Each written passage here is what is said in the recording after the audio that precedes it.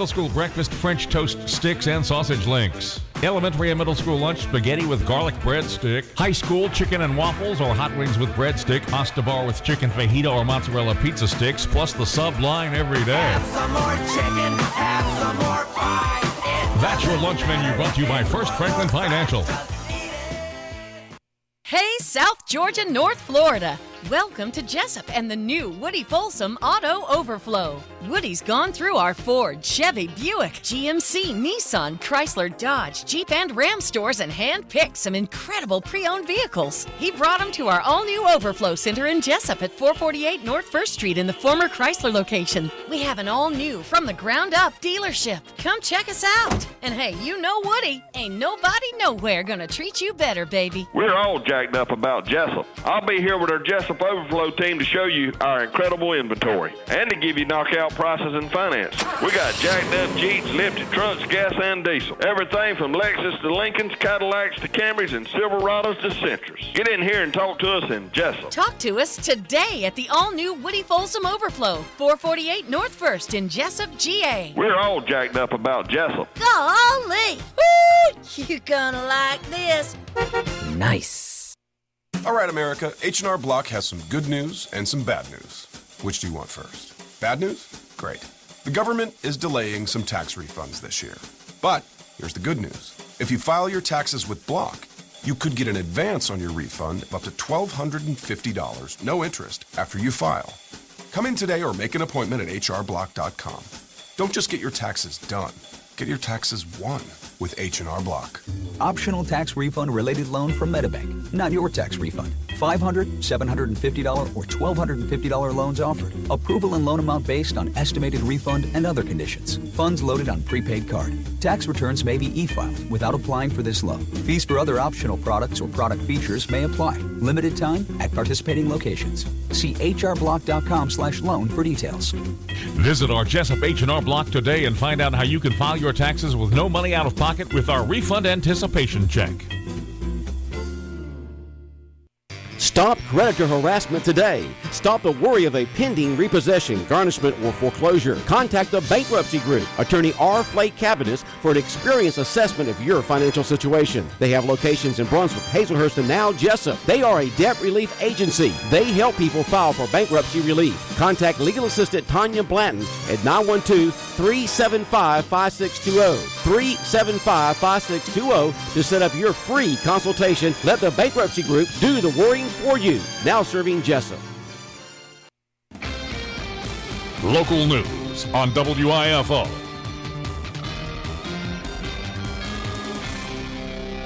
It's time now for a look at the latest in local news. In the news, the Wayne County Commissioners met Monday for their February monthly meeting. The majority of the meeting once again listening to the issue of potential coal ash being dumped at the Broadhurst landfill.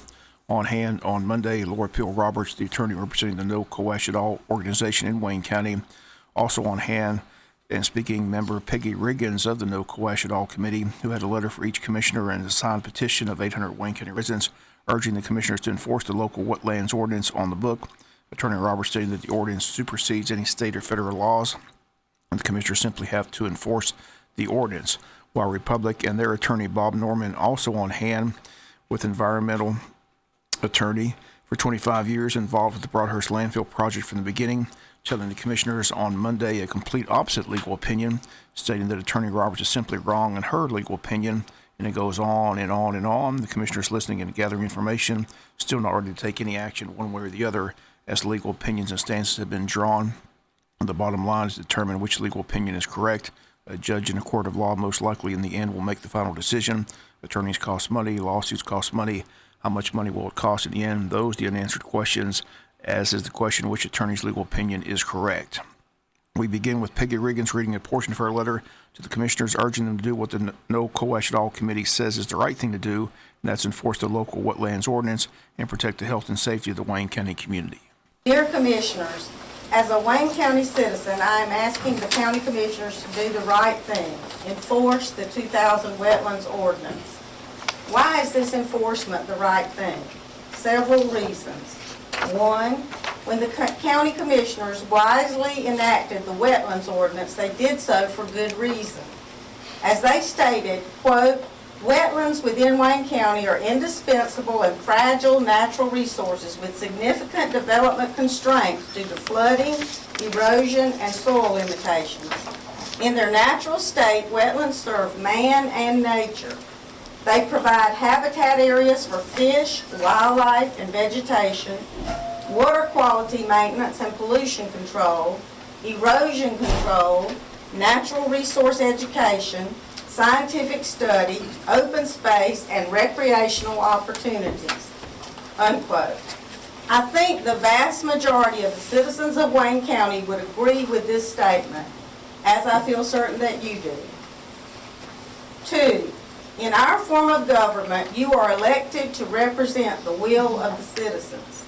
I think Wayne County citizens from all districts and all walks of life have repeatedly demonstrated they are against the rail spur and the dumping of coal ash. 3, our attorney Laura Peel Roberts and Lisa Sykes, a mapping expert, have shown that the ordinance is enforceable and applicable to this case. 4, a tremendous amount of research has shown that coal ash contains very toxic constituents that are extremely dangerous to the health of people exposed to them. As I understand it, even the EPA has admitted that. As of now, over 50 local doctors and other healthcare professionals have given their support to the letter taking a stand against coal ash in Wayne County because of the threat to the health of our citizens, especially children. 5, back in 1993, when the EPD sent their scientists down to investigate the feasibility of the Broadhurst area for use as a landfill, their scientists reported back to them that it was a poor site for a solid waste landfill because it was too wet. I have a copy of this document if you are interested. Even though we cannot change what has happened in the past, and I personally believe that many good Wayne County people thought they were doing a great thing for this community at the time this landfill was planned. We have information now that they did not have then. You are responsible for not responsible for what happened in the past, but you are responsible for what happens in the future. 6, Wayne County will suffer economically if we become one of the biggest dumps on the East Coast. We will be less competitive in attracting business and industry, our property values will suffer, and our tax base will be lower. Also, the cost of possible future cleanup could be immense. 7, when you took your oath of office, you vowed, quote, I will so act as in my judgment will be the most conducive to the welfare and best interest of the entire county. And once again, those comments of Peggy Regan's a member of the No Coal Ash at All Committee. She told the commissioners that the Board of Commissioners will be remembered for one of two things. 1, the Board of Commissioners who sold out the county for money and big business, or 2, the Board of Commissioners who stood up and protected citizens of Wayne County. Again, she handed the commissioners the petition with 800 names, says that the organization has to get more signatures. They can do just that. Attorneys from both Republic and the No Coal Ash at All Committee addressed the commissioners on Monday, once again with polar opposite views of the law. We'll come back and hear the differing viewpoints when we come back after these commercial messages. The Trade Mart at 3689 Savannah Highway is now carrying all of your garden seed and fertilizer. Sweet corn, bush beans, pole beans, limas, squash, zucchini, and much more. If you're planting red and white potatoes this year, now's the time to plant, and we've got them ready for you. So if you're planting now or getting ready to plant in the spring, come see us at the Trade Mart at 3689 Savannah Highway or call us at 427-6966. That's 427-6966, the Feed and Seed Store. Neighbors, today we stop wasting our weekends standing in line for paint. For today, we go to Ace, where we'll find top-notch paint and supplies from people who know their stuff. It's time to get your weekend back. Ace can help you quickly turn your painting to-do list into a to-done list. For quality paints and painting supplies, go to Harris Ace Hardware, located on West Cherry Street in Jesup, also in Eulonia and Hinesville. Ace, the helpful place. Advance Healthcare Center on South 1st Street in Jesup is your one-stop health shop for most all your healthcare needs.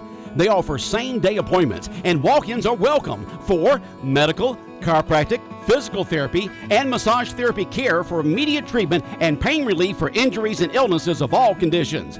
Advanced Healthcare specializes in the treatment of spinal and joint pains, headaches, neurological and muscle conditions, and family medical needs.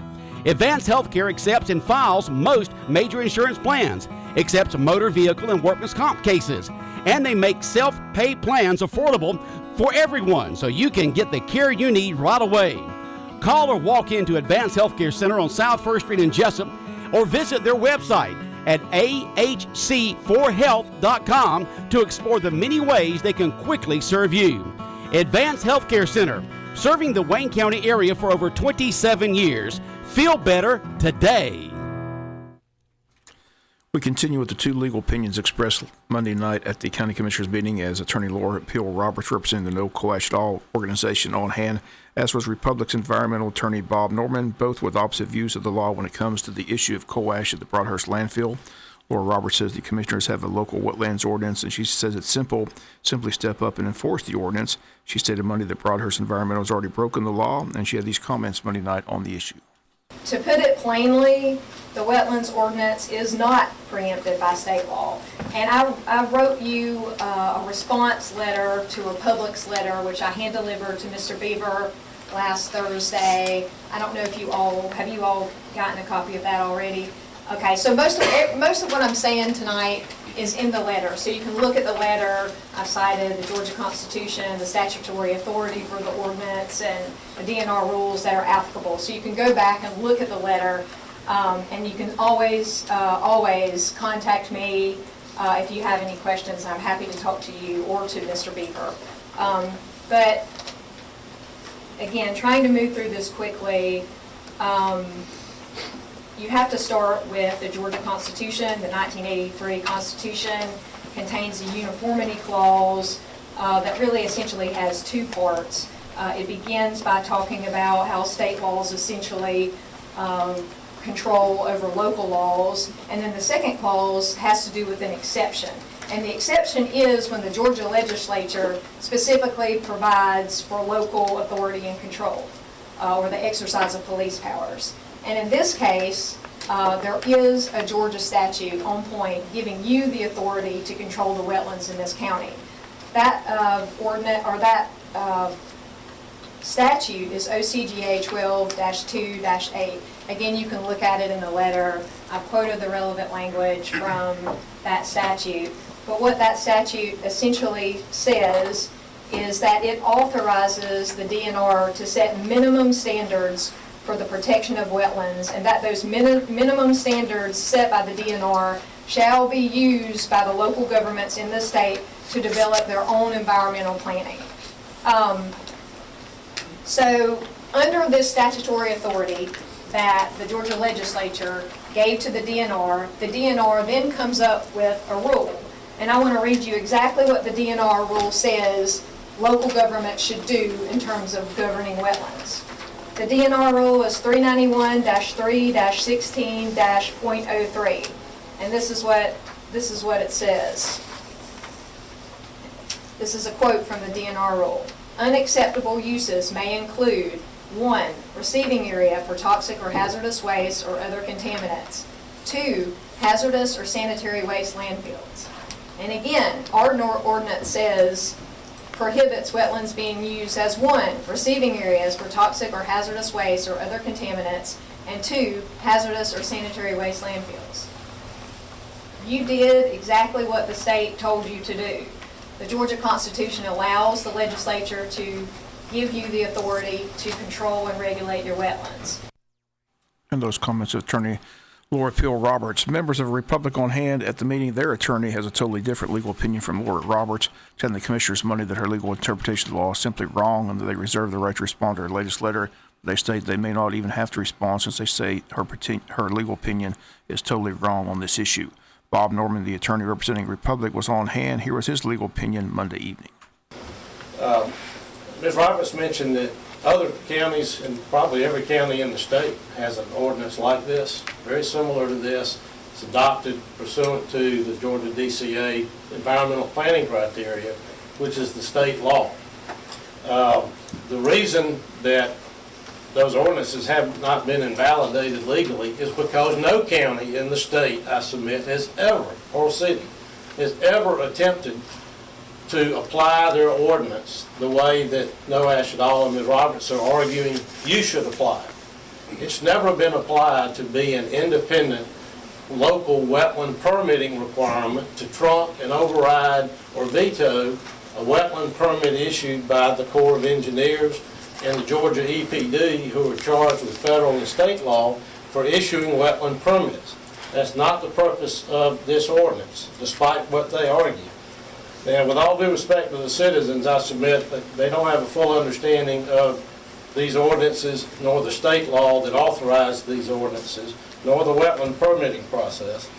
And with all due respect to Ms. Roberts, I just submit her legal arguments are just wrong. The way she tries to interpret the ordinance and the state law and the preemption doctrine, which is very clear that if a local requirement conflicts with state law, then it's preempted by the state law or the federal law, or both in this case. The wetlands are permitted. They're not the categories of wetlands: federal wetlands, state wetlands. In Georgia, under the Georgia Water Quality Control Act, state wetlands are regulated under the same Section 404 permit as federal wetlands. There's no local wetland permitting process in Georgia law at all, including in the state planning criteria that authorize this ordinance. The purpose of those, and it's stated, and I'm going to refer to it quickly in the state law, the environmental planning criteria, the purpose of the local ordinance is to enable local governments, if they're issuing building permits, if you had a development code that required issuance of building permits or other land development permits, or if the county had adopted a zoning ordinance and it's part of its land use planning efforts, what this ordinance allows and requires the county to do is for wetland protection purposes. That is the purpose of the ordinance. But the way that's done is that enables the local government, these commissioners, if it has a development code, to require that the project, if it's going to impact wetlands, have received a Section 404 permit from the federal government, the Corps of Engineers, and the state EPD. That's the purpose of the ordinance. That you can say, if you're going to develop a project that impacts wetlands or may impact wetlands, before we give you a building permit, we want to see a 404 permit. But it doesn't. Beyond that, this ordinance is not intended, and the state law that authorizes this ordinance is not intended to make it an independent local wetland permitting requirement. And I'll read you the law in the state law that says that. All of those, and going through a lengthy process. There have been public hearings on the wetlands permit in the county. As y'all remember, last March, the permitting of this landfill has involved numerous public meetings through the years. And the commissioners, after hearing from the public, have done what they've done with the agreements and so forth. And all of this is contemplated by those agreements. They're asked, first of all, again, this is not an expansion. An expansion was approved by the commission, approved by EPD, after many public hearings and a state permitting process. That was approved 8 years ago. And this is not an expansion of the landfill in any respect. The wetland impacts were permitted 8 years ago by the Corps of Engineers and the state EPD, and the expansion of the landfill was permitted then. The rail project is not a receiving area, despite what they argue. It's not a receiving area for hazardous or toxic waste. EPA and EPD have determined after 10 years of study that coal combustion residuals, or coal ash for short, are not hazardous or toxic waste. Coal ash is used in common everyday building materials and other beneficial uses, concrete blocks. It's allowed for that use. It's not hazardous waste, it's not toxic waste. And I don't think these commissioners want to make an independent determination, contrary to what EPA and EPD have determined with respect to coal ash, that it's a hazardous or toxic waste, and so you can apply the ordinance. And once again, those comments of Bob Norman, the environmental attorney for Republic. The commissioners listened, but again, have not taken any action at the meeting. WIFO-FM will continue to follow the story as it develops, but the bottom line is the two attorneys have now handed the commissioners two totally different legal opinions, and both attorneys are passionate in their arguments and stance on the issue. All signs point to this issue headed to a court of law, to determine once and for all whose legal opinion holds up in court and what the ruling would be in a court of law. To say the commissioners are gun shy of a battle in court is an understatement. Not long ago, they battled with Rayonier in court on a legal issue that lasted for years and in the end cost the county millions and millions of dollars as the law fell on Rayonier's side in the end. County Commission begins with a $4.5 million deficit that they have to borrow a $4.5 million tax anticipation note to simply make ends meet. They have an attorney that represents them daily and up to this point has taken his advice and have not taken any action whatsoever against Republic, who they believe have not broken any laws or any part of their agreement with the county. That is their stance today, has been their stance for months on this issue. If that stance changes, we'll be certain to report that change. But as of this morning, Republic has promised not to bring any coal ash into the landfill in 2017, continues to state they want to be good neighbors and work with the Commission and the county as a whole. But the fear by not only the No Coal Ash at All committee, but many Wayne County residents is real and is not going away anytime soon. So we continue to follow the story, continue to bring you as much information as possible. Again, we've invited Republic Services to the Butch and Bob Show. We've invited the commissioners to the Butch and Bob Show. Those invitations remain open. And soon, hopefully, they will accept that invitation and come discuss the issue and bring our listeners as much information as possible. We'll come back with some final news notes after this word from our sponsor and other commercial messages, so please stay tuned. The Trade Mart at 3689 Savannah Highway has been serving Wayne County and surrounding counties for over 30 years. If it's a small hand tool you're looking for or a 30-ton bearing press, we've got it. You need a tarp? We've got you covered. We have any size you need, from a 5x7 to a 30x60. So if you need a quality tool at an affordable price, come see us at the Trade Mart, 3689 Savannah Highway, or call us at 427-6966. That's 427-6966. The Trade Mart, the tool supply place. Morton Collision is located at 1320 West Pine Street in Jesup. Morton's offers free estimates, 23-hour towing, and they guarantee their work. Call 427-3769 or after hours 912-294-6140. The staff at Morton Collision Center works with all insurance companies. So for guaranteed work with a qualified staff, go to Morton Collision at 1320 West Pine Street in Jesup. Morton Collision, quality you can see. Hi, my name is Garrett Pye. I'm a physical therapist at Smart Physical Therapy. Physical therapy is a conservative approach to a healthy and pain-free living. Here at Smart, you are guaranteed one-on-one time every visit, every day. I, Garrett Pye, specialize in headaches, vertigo, and advanced manual therapy skills to address any soft tissue or joint-related pain. Whether it's your back, neck, knee, foot, ankle, doesn't matter. Come see me, Garrett Pye at Smart Physical Therapy. We are located at 1251 South 1st Street, next door to David Orkey Storage Buildings. Please call Smart Physical Therapy at 912-559-2071 and ask for me, Garrett Pye. Again, the phone number is 912-559-2071. And remember, it's your choice on which facility you choose, so call or come by Smart Physical Therapy today.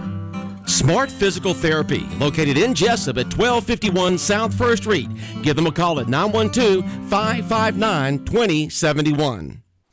Final notes and news. City Commissioners meet tonight at 7 p.m. at City Hall. Lengthy agenda. Also, finally news, the Chamber of Commerce annual event entitled The State of the County is set for the date of Thursday, February 23rd at Coastal Pines Technical College. It's a quarterly membership luncheon. It takes place between 11:30 a.m. and 1 p.m. at Coastal Pines.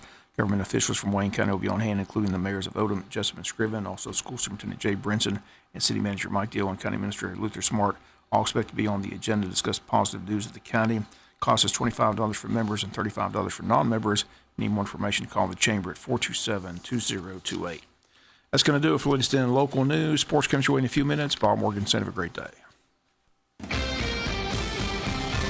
You've been listening to local news on WIFO. Hi, my name is Garrett Pye.